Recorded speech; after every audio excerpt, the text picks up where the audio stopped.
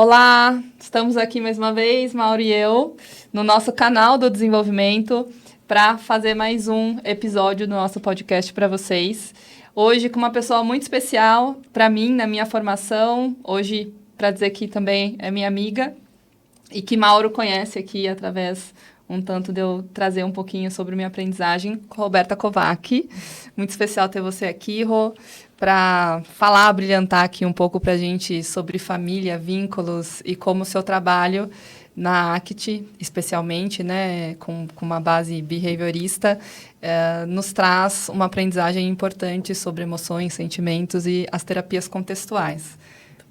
Obrigada por estar aqui. É um prazer estar aqui. Muito bom. Bem-vinda, Roberta. Obrigada, Maura. Muito bom. Então, a gente queria te ouvir um pouquinho, Rô, falar para nós, dar uma apresentada para a gente sobre a sua atuação clínica e o seu trabalho, para a gente correr aí a nossa conversa. Tá bom, vamos lá. Uma historinha longa, mas vou tentar ser breve. Eu sou analista do comportamento de formação, psicóloga, analista do comportamento. E desde muito cedo eu tentei conciliar esses dois campos que me atraíam muito, que era a ciência e a psicologia científica, e, portanto, a psicologia experimental, comportamental, e a clínica. E, num primeiro momento, na minha formação lá nos anos 90, isso era muito pouco conciliável. A gente tinha poucos terapeutas comportamentais, e a maioria das pessoas que se interessavam por essa área ia para a área da pesquisa, ou para a área da educação, ou para a área de cuidar das crianças autistas. Então, era o desenho que a gente tinha. E eu me interessava pela clínica e, portanto, me interessava pelos temas relacionados à clínica, fundamentalmente. Emoção, sentimentos e linguagem, né? Terapia, afinal, a gente senta aqui e conversa. Então, eu fui fazendo a minha carreira acadêmica, né, as pesquisas, desde a graduação, com esses campos, estudar linguagem, estudar eventos privados, estudar intervenção terapêutica e observar, por exemplo, essa foi a minha primeira pesquisa, como as emoções do terapeuta interferiam na atuação dele e depois como ele utilizava as emoções do cliente para a intervenção dele. Com base na FAP? Com base na análise do comportamento de uma maneira geral. A gente estava conhecendo a FAP, a gente está falando do começo dos anos 90. Uhum. Então, estava conhecendo a FAP ali naquele momento. E a ACT foi muito interessante, porque o texto que apresenta essas duas abordagens, junto com a DBT também, com a Marsha Linehan, é um texto do Kohlenberg, do Reis e da Linehan, de 87, se não me engano, e eu estou falando que eu estava na faculdade ali no comecinho dos anos 90, né? Então, a gente leu esses textos no estágio de clínica de comportamental e teve, sim, um entendimento na direção que você já apontou. Olha, isso aqui, a FAP, parece uma terapia comportamental que a gente pode fazer. Essas outras duas viraram outra coisa, a ACT e a DBT, né? Então, segui estudando aí, fiz um mestrado também, olhando para a interação terapêutica e para como a gente poderia, de alguma maneira, categorizar a sessão a partir de repertórios verbais e de interações verbais. E aí, no doutorado, eu já estava estudando RFT, que é a teoria das molduras relacionais, né, uma teoria específica da linguagem e da cognição humanas sobre, especialmente pós-skinneriana, ou seja, incluindo nela os avanços do estudo da linguagem. Então, eu fui construindo a minha carreira acadêmica para dar subsídio para a carreira clínica, para poder dizer, sou uma terapeuta comportamental, mas eu estudo esses fenômenos que são tão importantes na clínica com esse viés. E aí a ACT entrou meio naturalmente, né, nesse espaço, porque eu fui estudar RFT primeiro, fui estudar essa teoria da linguagem, e ela era muito relacionada com a ACT por vários motivos. Os mesmos autores propunham tanto o modelo terapêutico, a terapia de aceitação e compromisso, a ACT, quanto o modelo teórico, a teoria das molduras relacionais, ou a RFT. Sei que os termos, meio uma sopa de letrinhas, né? Mas, enfim. Então, tinha um modelo terapêutico e um modelo teórico, e eles ambos eram apresentados pelos mesmos autores. Então, não tinha como estudar uma sem ficar curiosa com a outra. Lá na graduação, eu tinha ouvido dos meus professores que a ACT não era uma terapia comportamental, que a gente não devia estudar. Mas não parecia fazer sentido, dado que os mesmos autores que eram analistas do comportamento, o Reis, por exemplo, né, que tinha estudado governança verbal e trabalhado com outros, né, com Zettel, com o próprio Kelly Wilson, com vários outros autores da área, como assim não é comportamental? E então, num dado momento, eu fui investigar isso, fui investigar como essa terapia, que parecia diferente, podia ser uma terapia comportamental, porque ela estava preocupada com um fenômeno que é muito óbvio na clínica, que a gente vê, que é de que forma o sofrimento e a maneira como a pessoa lida com o próprio sofrimento impacta na vida dela e dificulta o desenvolvimento normal dela, natural dela, ou o avanço dela na direção da vida que ela quer ter. Fica lá uma vida aprisionada, sofrida, dolorida, né? Um pouco o que a gente encontra na clínica. E a ACT apresentava um modelo muito claro para tratar desse sofrimento, relacionando ele com a linguagem, né? Dizendo basicamente o seguinte, bem simplificadamente, né? A gente sofre na vida. A vida apresenta dores para a gente. Coisas acontecem e elas nos tocam de uma maneira que a gente sofre. E isso não vai não acontecer. Então, não é isso que a terapia tem que tratar, tirar a possibilidade de alguém sofrer. Mas sim, de que maneira você se relaciona com a sua dor, de que maneira você se relaciona com aquilo que acontece na sua vida.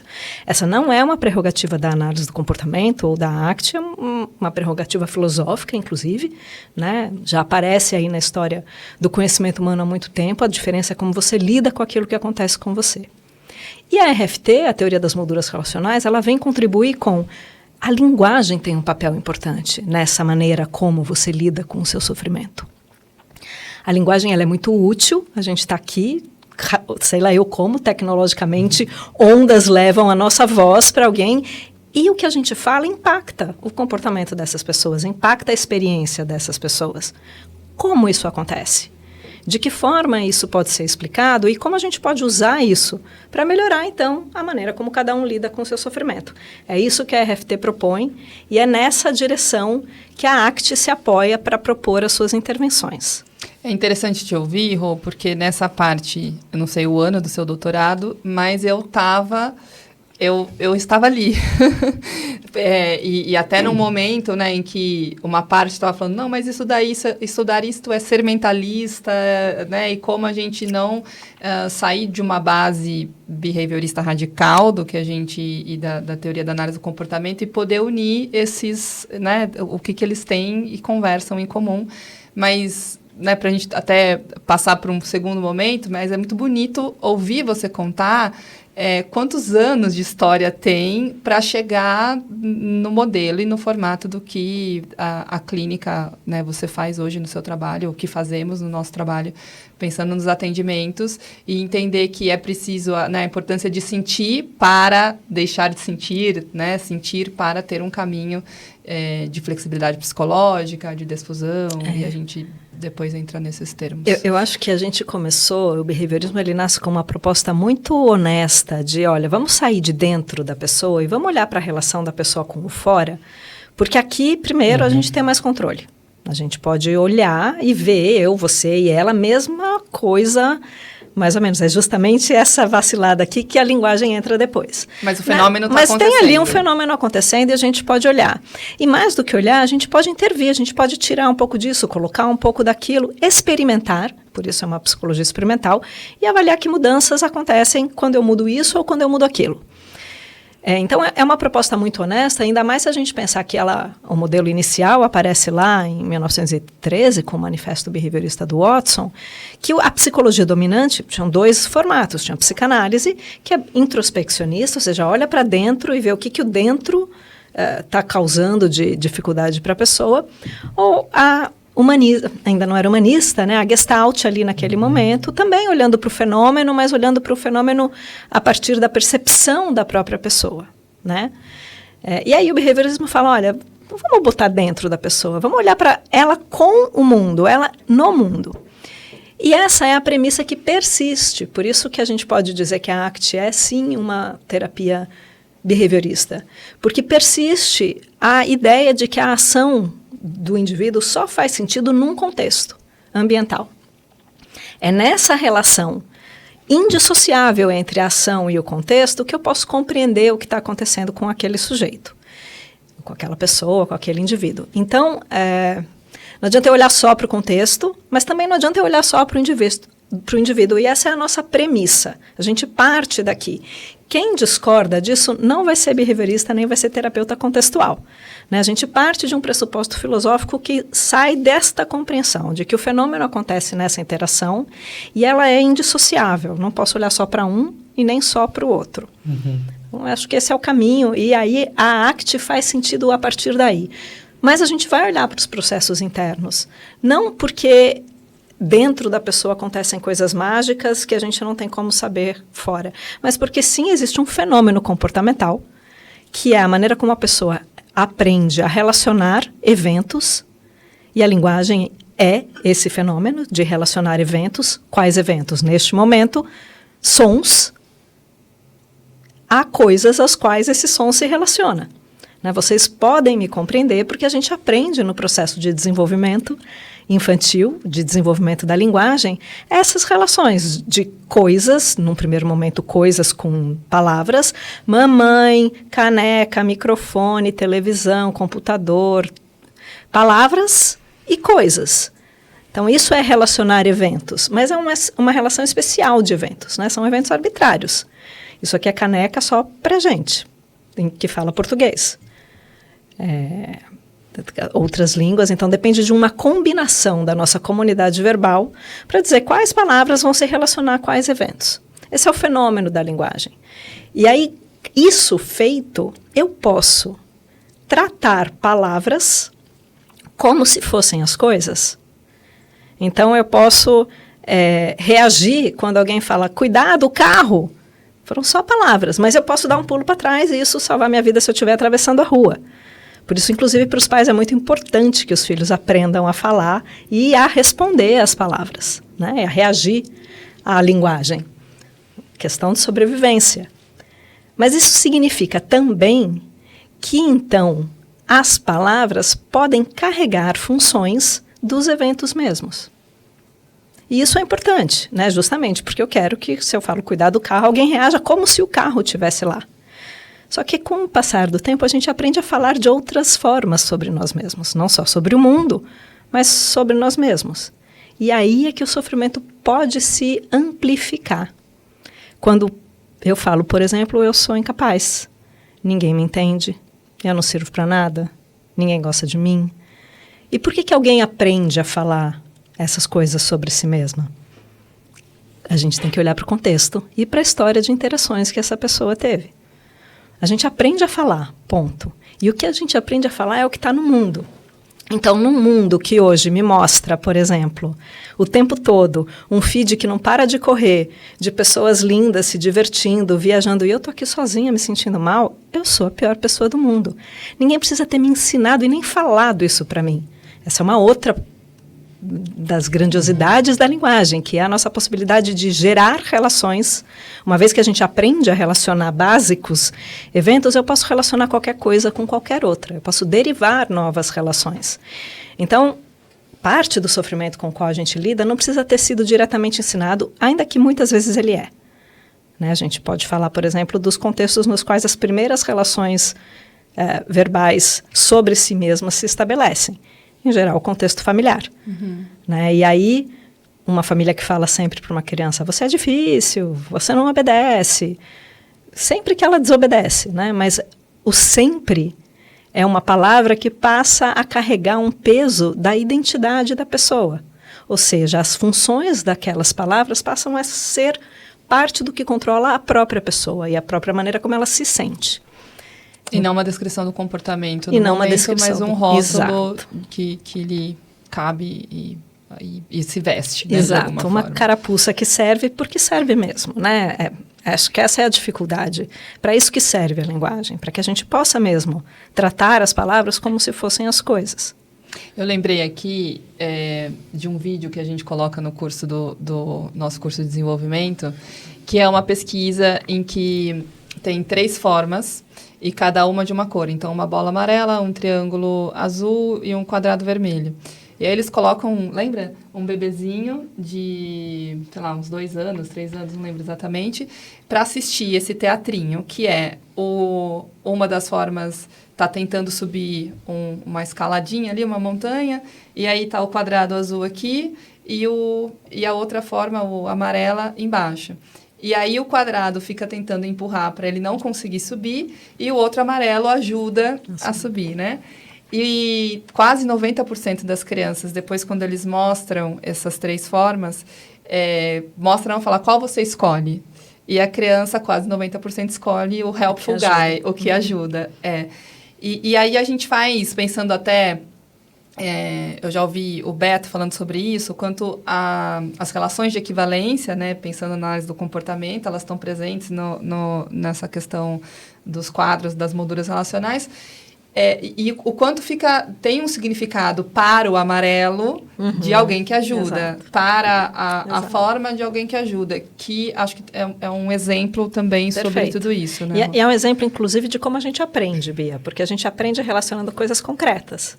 Né? Então, quais são as primeiras relações que a gente aprende? A gente aprende maior, menor, redondo, quadrado, grande, pequeno. Que, né, o maior e o menor... Bom, o redondo e o quadrado ainda existem em si, só sem comparar. Mas o maior e o menor, você precisa da relação. Não tem maior do que menor, né? Não tem maior absoluto. Eu lembro do meu filho caçula, Lico, quando descobriu que ele não era o menor absoluto, porque ele era o menor na família, até com 2 aninhos ele foi para a escola e chegou lá, tinha crianças menores que ele. E aí ele voltou para casa e falou, eu não sou o menor. Né? Que ele descobriu justamente que menor não é uma coisa, é uma relação entre eventos. Então, essas relações começam no concreto. E o amarelo, né, e aí o amarelo significar uma coisa e outra tem a ver com essas relações concretas, observadas. A questão é que a linguagem tem essa potência de depois libertar das propriedades físicas e das características formais dos eventos e permitir que o abstrato, a abstração, relações arbitrárias possam controlar o nosso comportamento.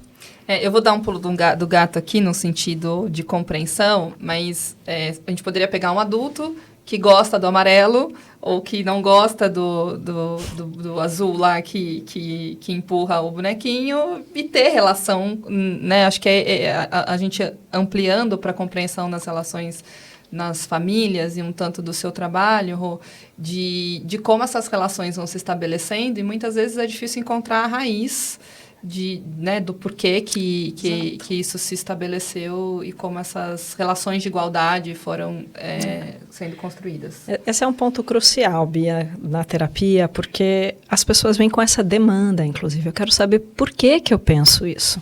Por que eu penso assim? Por que eu penso que eu sou um fracasso? Eu sei que eu não sou. Olha só, eu consegui isso, consegui aquilo, mas mesmo assim eu me sinto assim.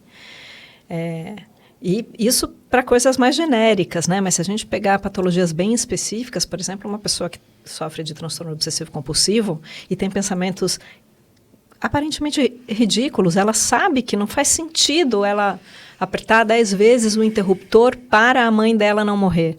Ela sabe que não faz sentido e mesmo assim aquele pensamento aparece e ela precisa apertar. Por que ela faz isso? E a nossa dificuldade é trabalhar na direção de que o porquê não importa. É para onde você vai quando você faz isso que importa. Porque o porquê, ele é, primeiro, super complexo de explicar, ele está na sua história de aprendizagem, na sua história de desenvolvimento. Né? Você aprendeu determinadas relações e provavelmente se você tivesse nascido em outra família, ou em outra cultura, em outro lugar do país, ou em outro nível social, você teria aprendido outras relações. As que você sabe, aprendeu e te marcam, tem a ver com a sua história. Onde é que está o porquê? Está em tudo isso. A gente vai encontrar algumas coisas. Pais muito severos produzem crianças que têm autocrítica exagerada? Muito provavelmente. Não existe uma regra, inclusive.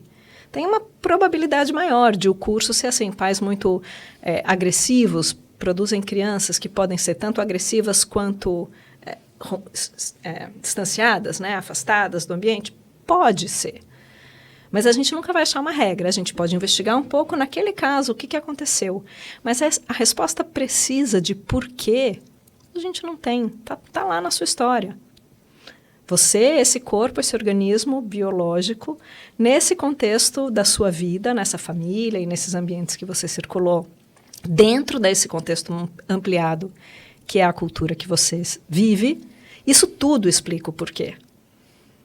Então, você vai gastar tempo tentando descobrir por quê, ou você vai se esforçar aqui comigo buscando um para quê, um para onde a mudança.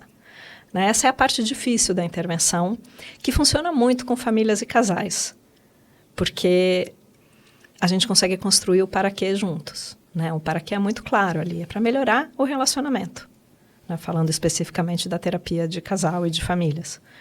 Ou da orientação parental também, né? Para ajudar o filho a se desenvolver, ou para melhorar o casamento, ou para melhorar a relação familiar. Tem um para quê.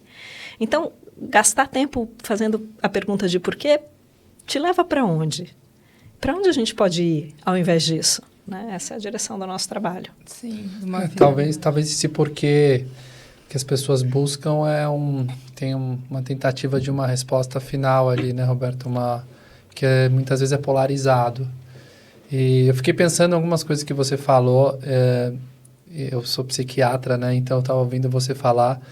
E aí tem algumas ideias que você traz que são importantes para todo mundo saber. Assim, a análise do comportamento não é uma ciência, né? Um tipo de terapia superficial. Então ainda existe essa ideia entre profissionais e entre famílias que a terapia comportamental, seja ela mais radical, eventualmente indo para a terceira onda que a gente falou, terapia de aceitação e compromisso, a terapia dialética comportamental, são terapias que querem mudar o comportamento, né?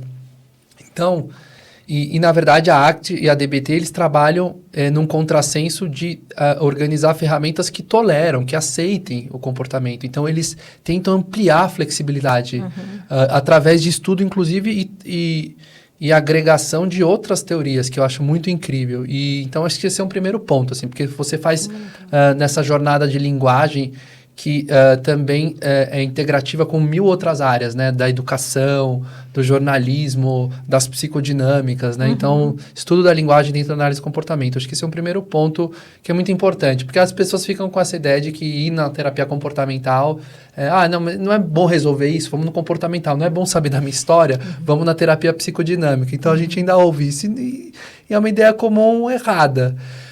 Segundo, essas terapias são contextuais e isso fala muito com as ciências sociais e com a psiquiatria desenvolvimental moderna. Então, você só vai entender um fenômeno dentro do contexto.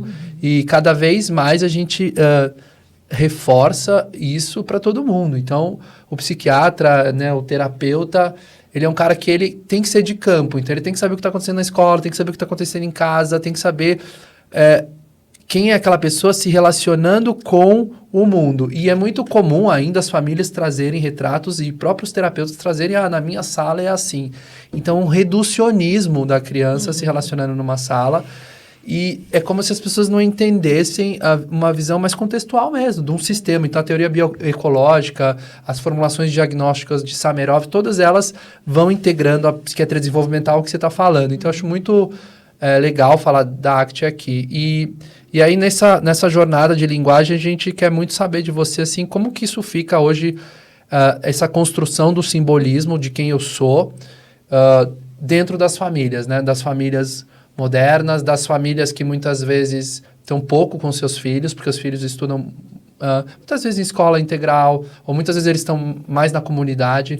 A gente estava discutindo isso outro dia num café, assim, as crianças elas ficam mais com pares do que com adultos. Né? E antigamente as pessoas ficavam em bando, né? Mas a educação moderna do século XX fez as crianças ficarem em série. Mesmo assim, seja menos em condição financeira menor ou maior, você vê as crianças em pares muito.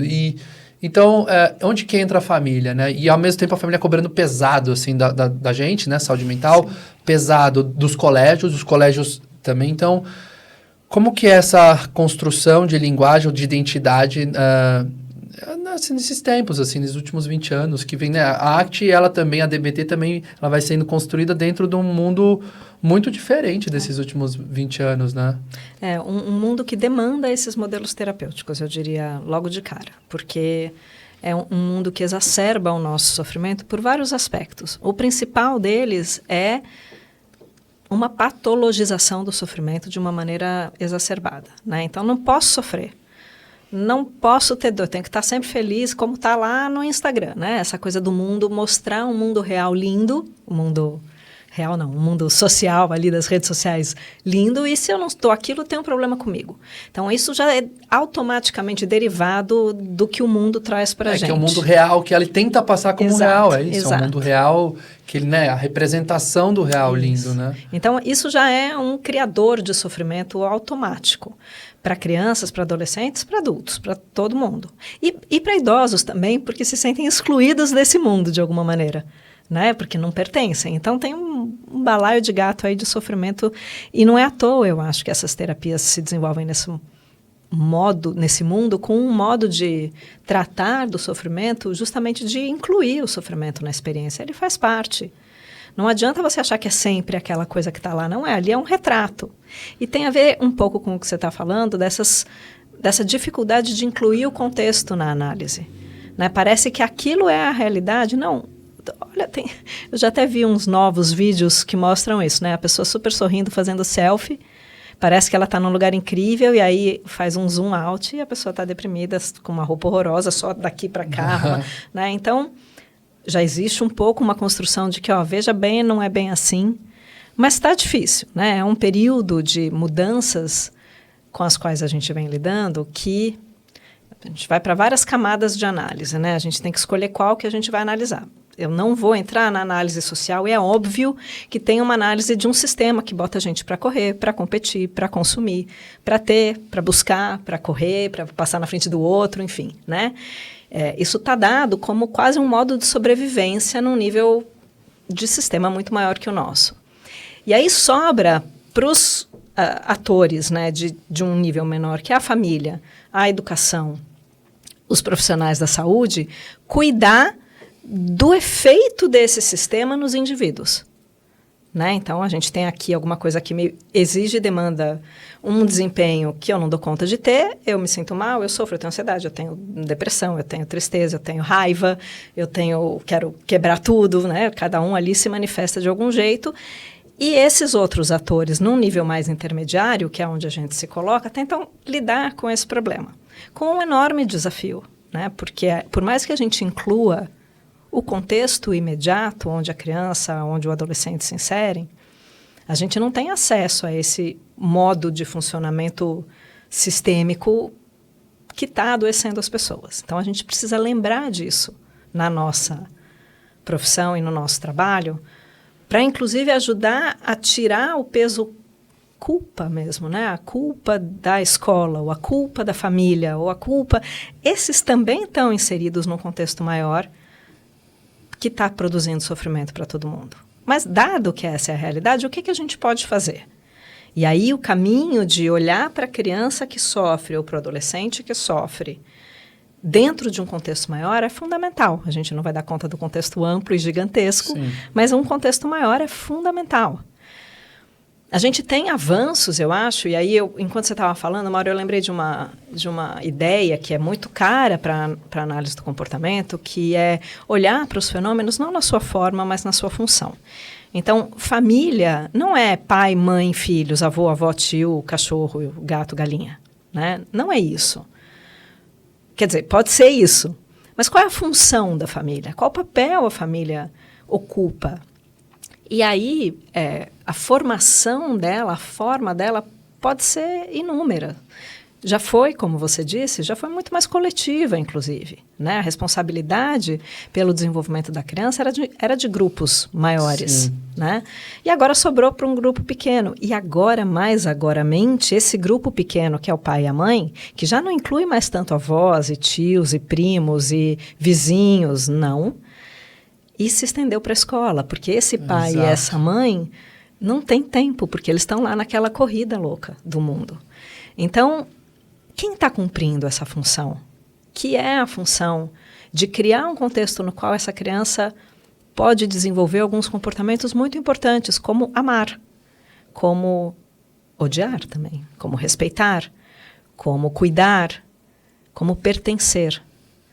Né? Então, esse contexto de aprendizagem, que a gente pode chamar de família, e que não precisa ser representado por pai, mãe e irmãos e tal, mas que significa os primeiros contextos nos quais a criança aprende comportamentos fundamentais para a existência e sobrevivência dela, ele tá sem clareza dessas funções, inclusive. Né? A função dos pais ficou muito, eu preciso prover. Prover é uma dessas funções, mas essas outras, como que se encaixam? Joga para a escola, mas a escola também tem outras funções. Então, temos um quebra-cabeça difícil aqui de montar. Nisso, eu fico aqui pensando um pouco que como essas crianças e adolescentes podem ficar sem essa referência, esse lugar que de primeiro lugar de pertencimento que são os pais, e que envolve relação de apego, a construção de um apego seguro, e eles ficarem... Quando você foi falando dessa questão da rede social, uma coisa que eu vejo comum com os adolescentes é uma dificuldade de discriminar o público e o privado. O que eu devo abrir e o que é meu, que eu vou dividir com aquele amigo, e como que isso tem uma dificuldade, enfim, muitas vezes deles construírem.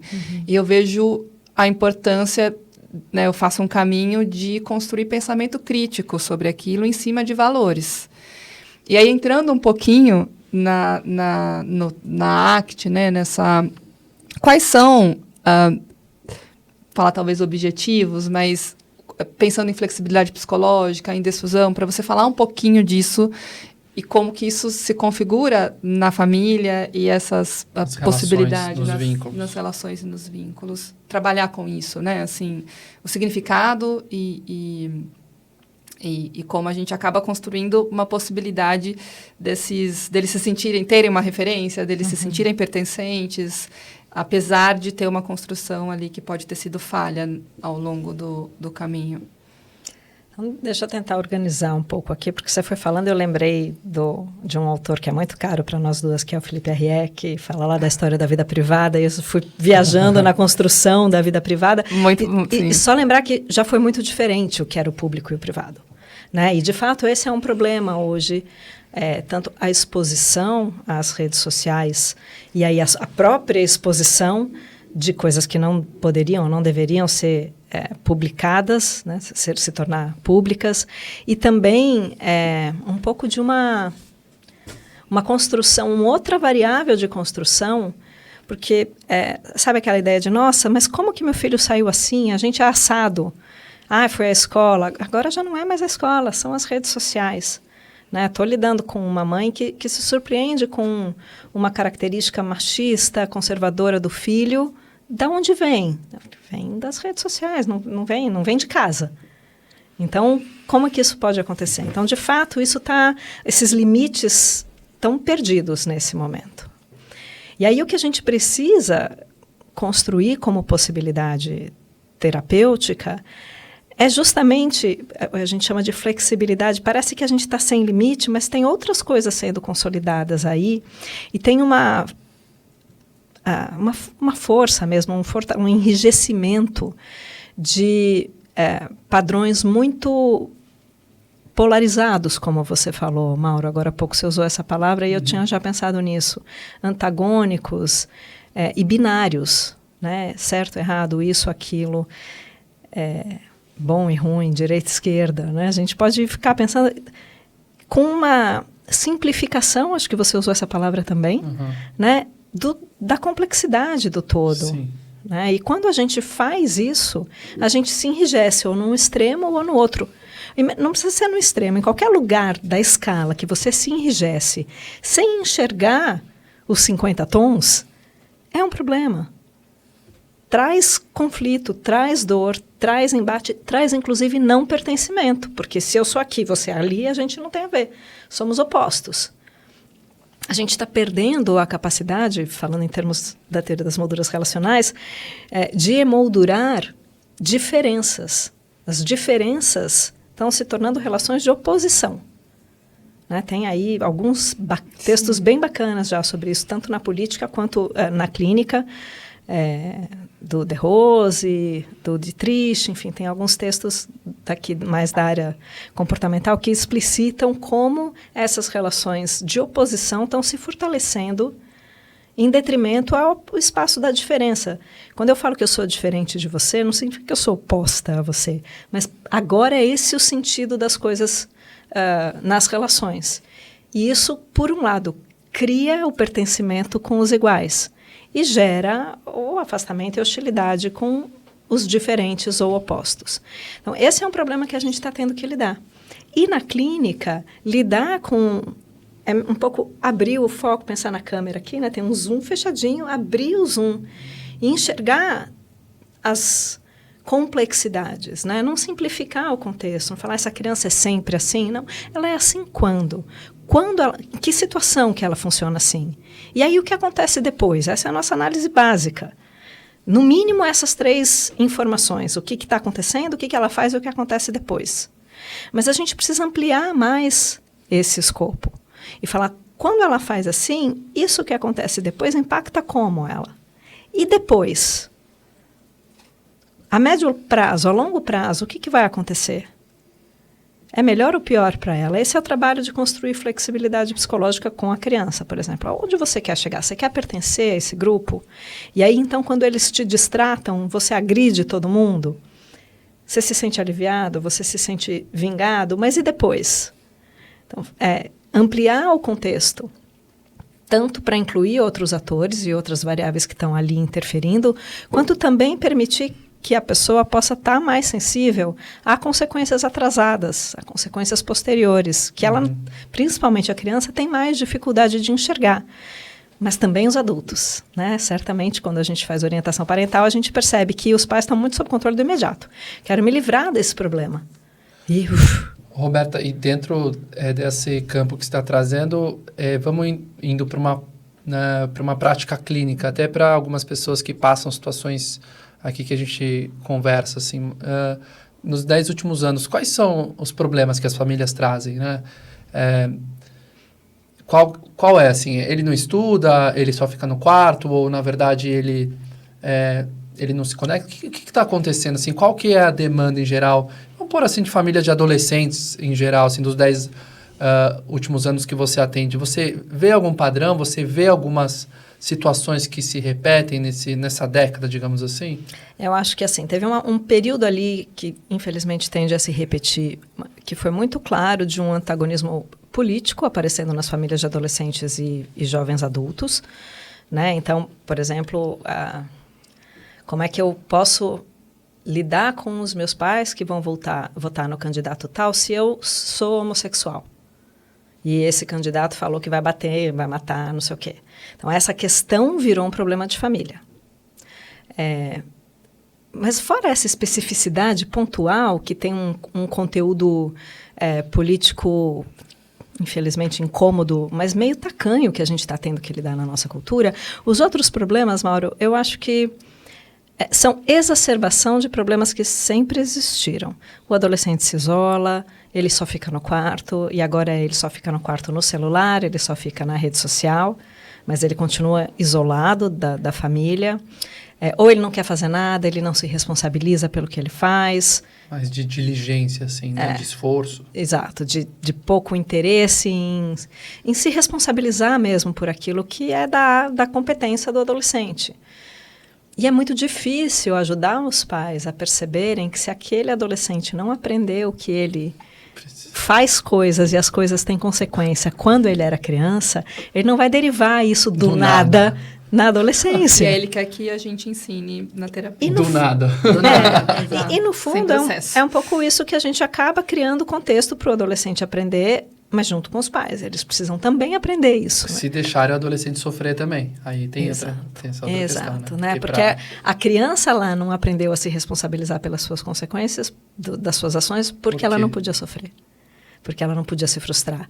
Ou porque eu não tolero o choro daquela criança. Sim. As duas coisas estão bem misturadas, né? Mas passa por aí.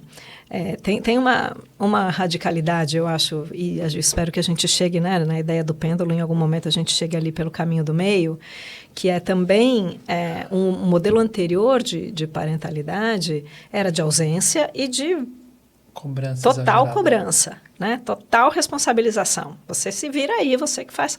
Inclusive, vai lá resolver o problema da casa, vai limpar, vai lavar, vai lavar. A gente virou o oposto, né? Não, criança não faz nada. Como não faz nada?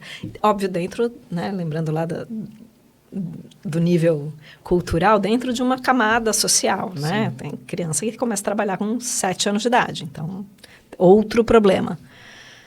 Mas, enfim, eu acho que uma parte do que a gente observa no consultório particular tem a ver com essa dinâmica de que os adolescentes não têm condição de se responsabilizar pelo próprio sentimento, pelo próprio sofrimento e muito menos pelas ações.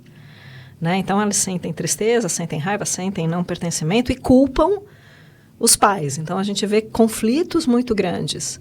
E os pais culpam aquele jovem incapaz de se resolver na vida.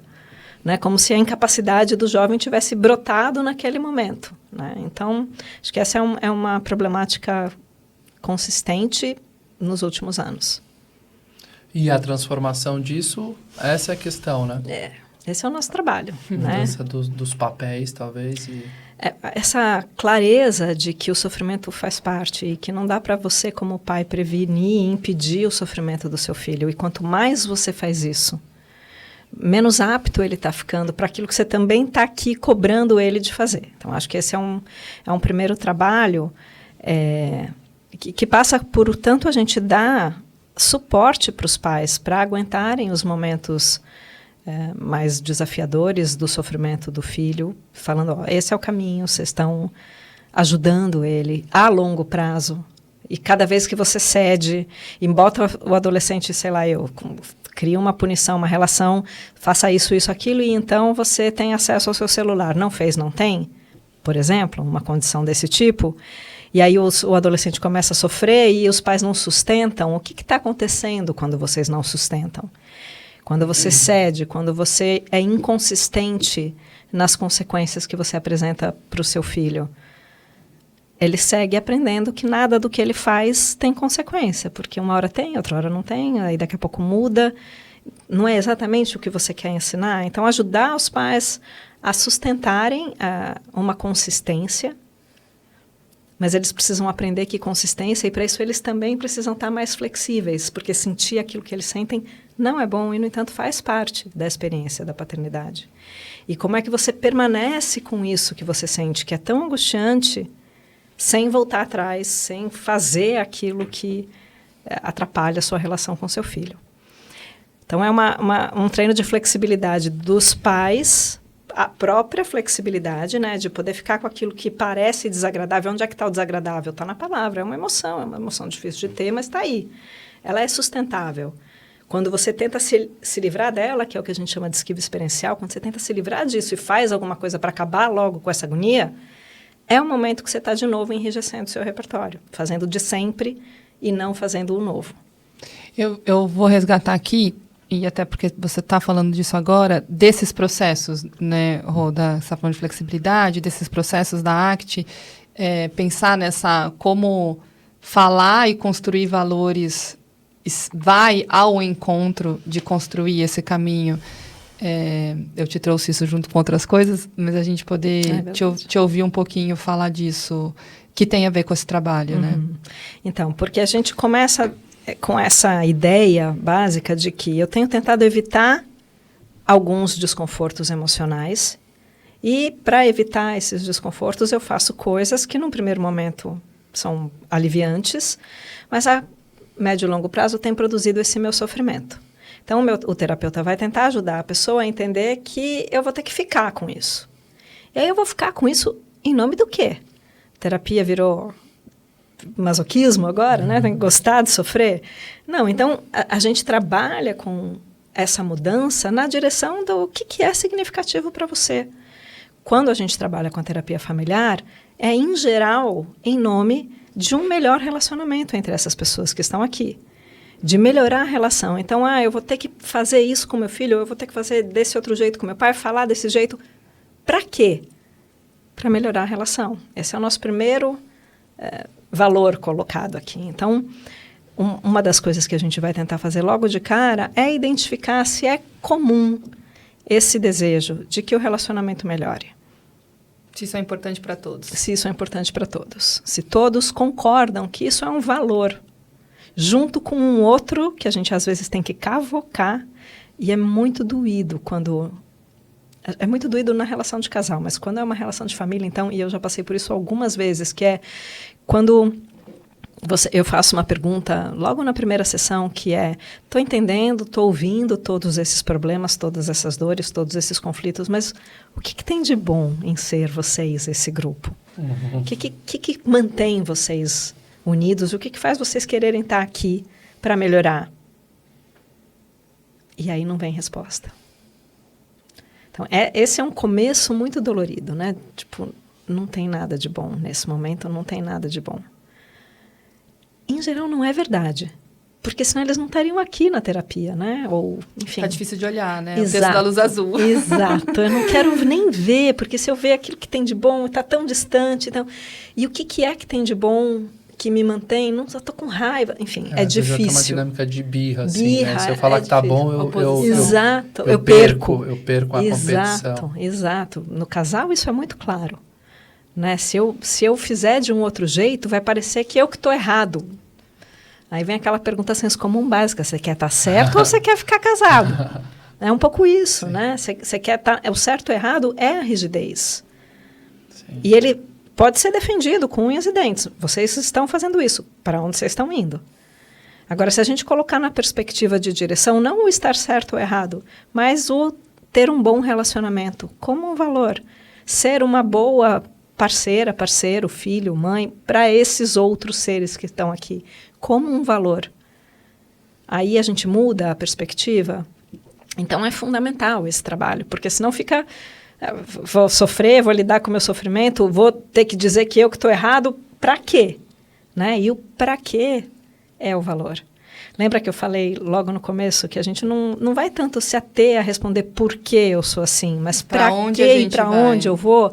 Essa é a direção do valor e é isso que motiva a mudança. A mudança ela não é motivada pelo porquê, ela é motivada por para onde eu vou, para onde eu quero ir. Eu vou só acrescentar aí, né, Rô, que encontrar esse valor e o que é importante para esse grupo ajuda no reconhecimento do que eles fazem que vai distante disso, né? Uhum.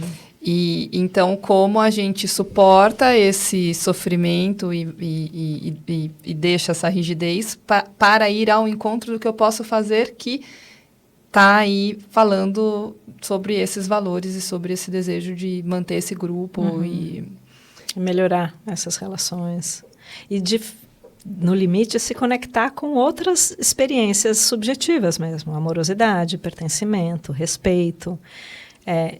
E importante, não nessa forma como eu falei agora, em termos de nomes ou substantivos, né? Mas em termos de ações. Né? Então, amar, respeitar, pertencer.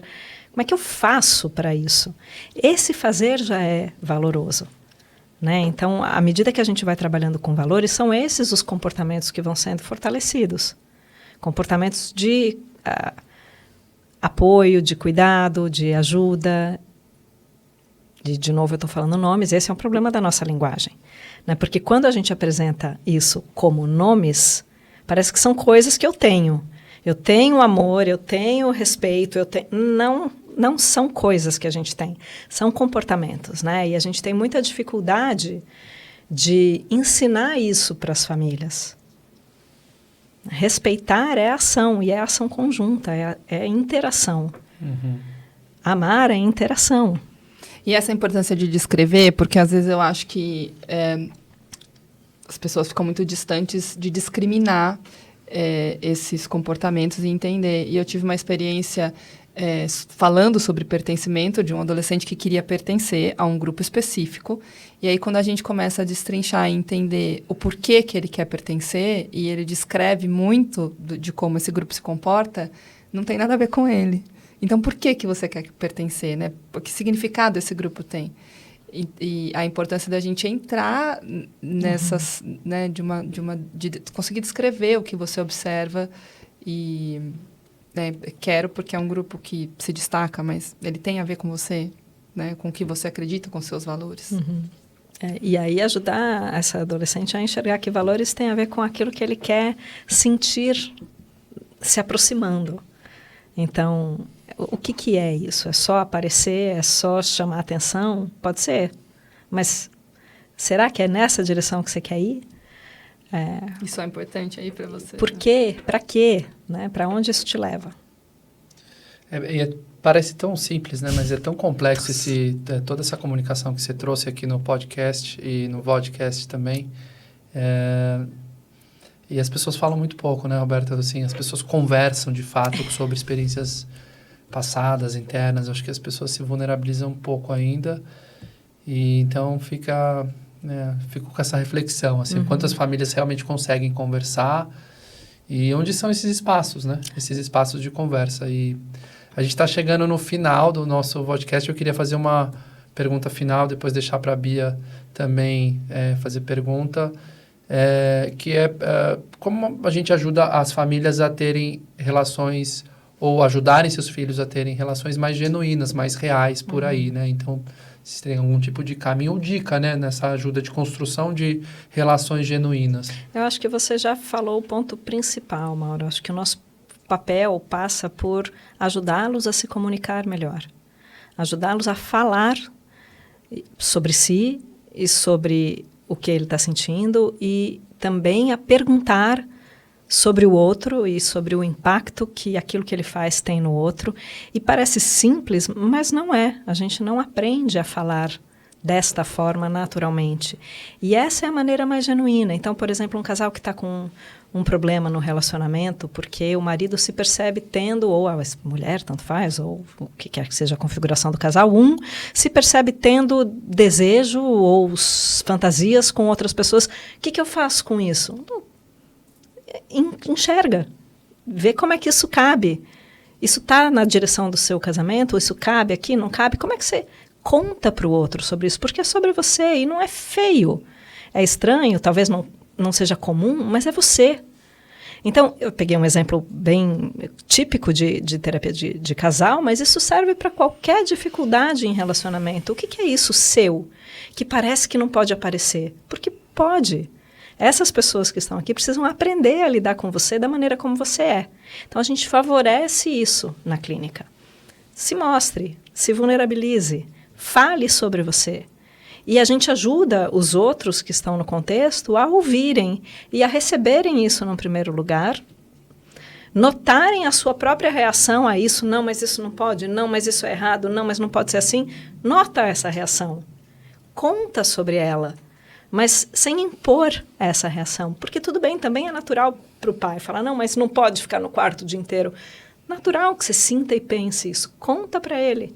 Então, a gente vai favorecendo essa exposição sem que aquilo que se passa dentro de cada um e que tem efeito na relação seja um problema. Porque é assim.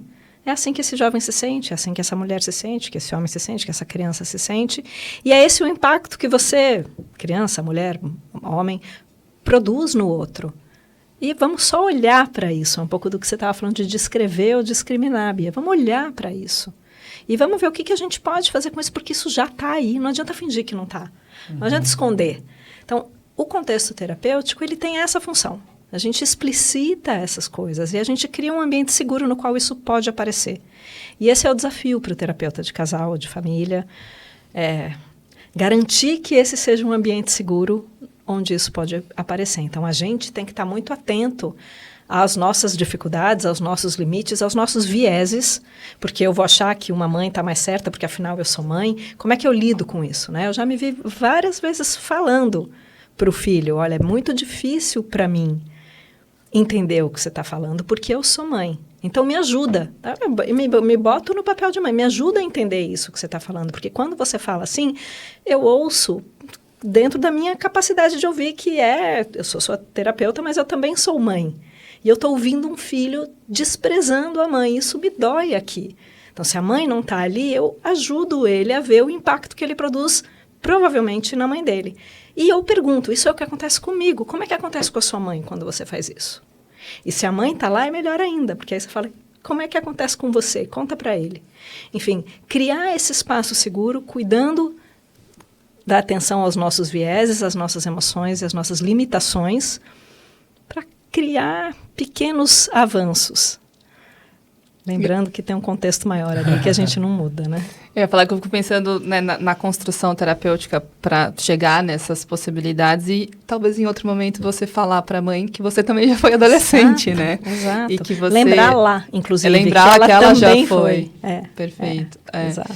Eu assisti uma série recentemente, não sei se vocês viram, eu vou deixar como dica, porque eu acho que, para mim, ficou muito marcada a questão da comunicação, chama Os Anos Novos. Vocês já viram? Não.